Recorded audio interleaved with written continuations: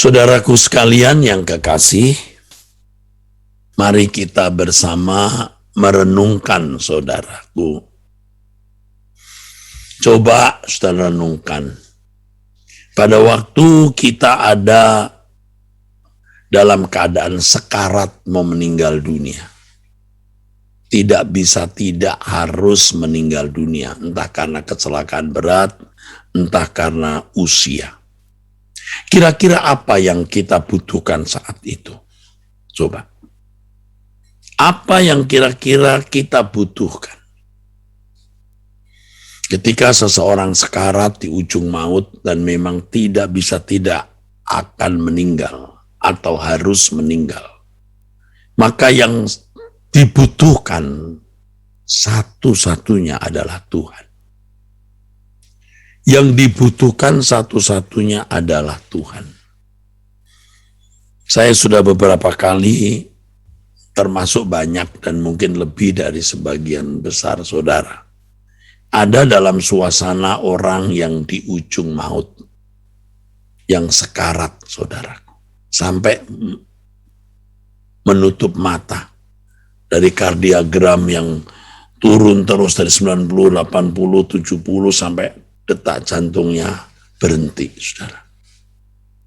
Saya membayangkan orang-orang seperti ini ketika di ujung maut, tangannya pasti menggapai-gapai, mencoba meraih sesuatu untuk menjadi pegangan.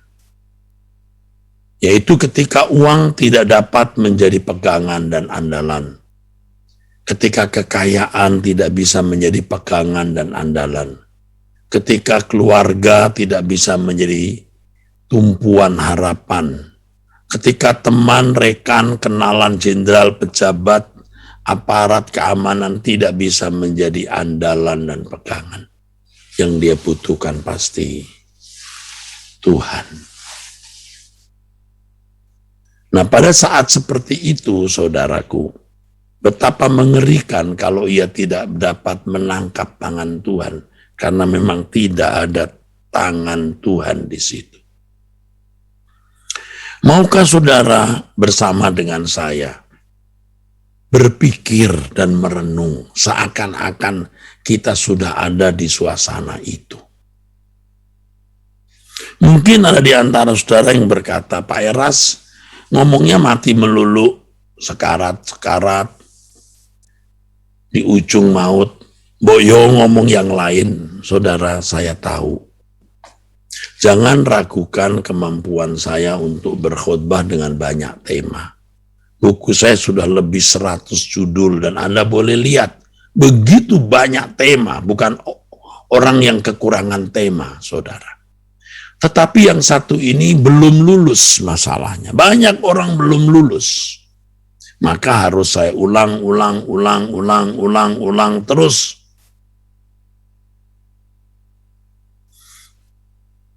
Ya inilah saudaraku, enggak, saya ulang terus. Coba renungkan, apakah masih banyak keinginan? Saya dari kemarin berdoa, saudara, bukan satu kali, beberapa kali. Bagaimana suasana waktu saya di rumah sakit dapat saya rasakan ketika di luar rumah sakit hari ini. Ya, ketika kita sakit, dalam kondisi yang bisa meninggal dunia setiap saat. Kita tidak punya keinginan lain, tidak ada hasrat mau mendengar berita, tidak ada hasrat untuk nonton film, untuk mengikuti suatu acara di layar kaca, atau melihat gadget, melihat TikTok, atau apapun. Kita hanya mau Tuhan saja.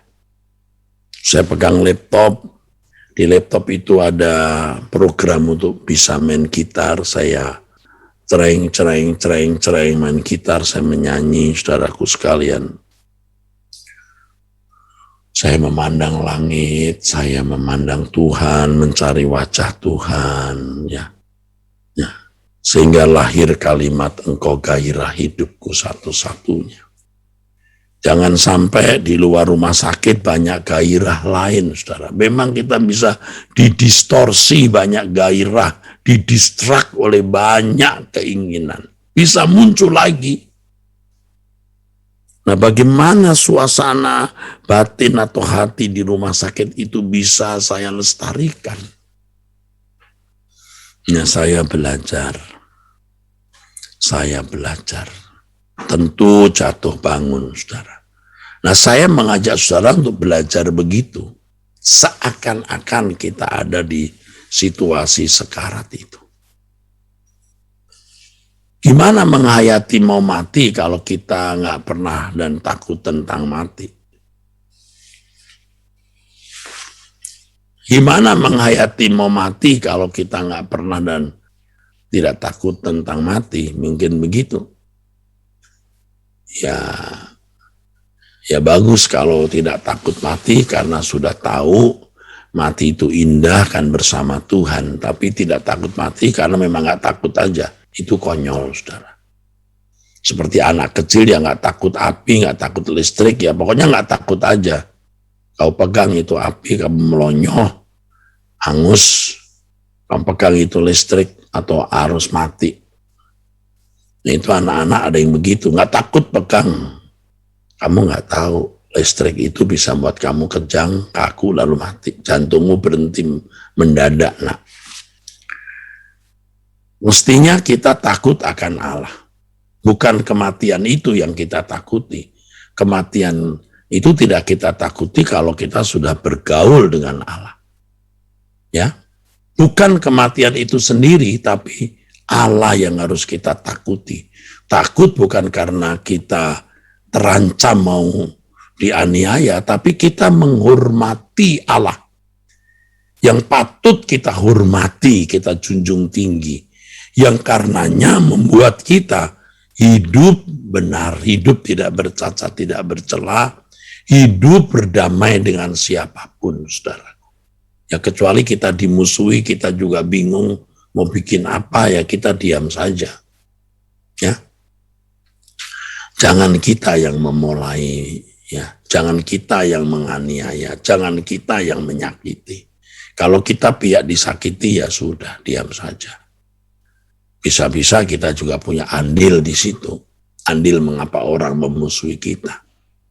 Nah, saudaraku sekalian, jadi saudaraku, ini penting sekali. Kita merenungkan kalau kita ada di ujung maut bagaimana. Maksud pernyataan saya ini bukan sekedar kita jadi takut. Bukan. Supaya kita benar-benar berjaga-jaga. Kalau suatu saat kita berdiri di hadapan tahta pengadilan Kristus, kita didapati tidak bercacat, tidak bercela. Itu maksudnya. Kita didapati berkenan.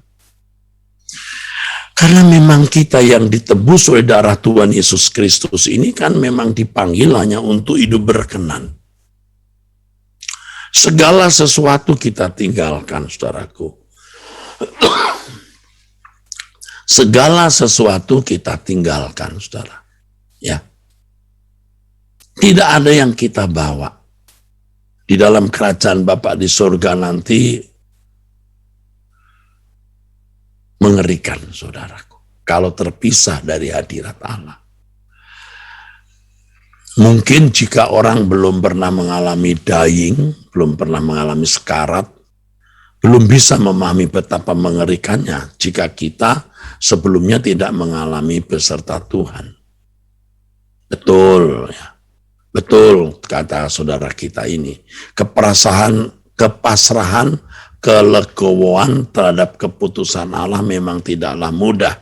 Perlu perjuangan kuat dalam hati, pikiran, dan perbuatan. Benar sekali. Makanya kita doa bersama mendengar renungan seperti hari ini, supaya kita ini, ya saudara, mendapatkan pemahaman. Walaupun kita belum pernah dying, belum pernah sekarat, tapi kita memiliki pikiran logis, saudaraku. Betapa mengerikan ya saudara, kalau orang meninggal dunia tapi tidak siap di hadapan Allah. Jangan ada dosa, jangan ada kenajisan, jangan ada kebencian, dendam. Jangan ada sesuatu yang membuat kita tidak layak di hadapan Allah. Itu saja, saudaraku. Itu yang penting. Nah, ini yang harus kita perjuangkan. Karena memang maksud suara kebenaran itu kan begitu, saudara. Kita mau dijadikan anak-anak Allah yang layak menjadi anggota keluarga kerajaan Bapa di surga. Ya, kita sudah mesti pamitan dengan dunia ini. Selamat jalan. Ya, sudah saatnya kita tidak lagi terikat dengan dunia dengan segala keindahannya. Tidak lagi cari hormat, pujian, sanjungan, atau kepuasan-kepuasan diri. Ya, kita sudah banyak berbuat itu di tahun-tahun yang telah kita lalui. Kita sudah berantakan.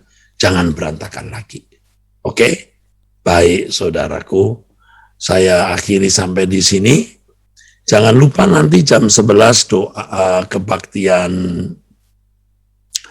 ibadah raya yang pertama dan jam 5. Untuk anak sekolah minggu, remaja juga ada kebaktian yang pemberitahuannya atau semacam flyer iklannya ada di dalam ini lembar atau page saudaraku halaman webinar ini.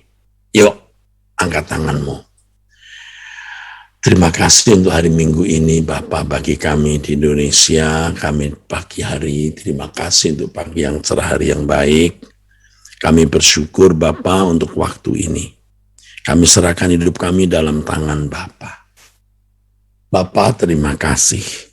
Dalam nama Tuhan Yesus Kristus kami bersyukur, kami berdoa. Terima kasih Elohim Yahweh Bapa kami. Amin.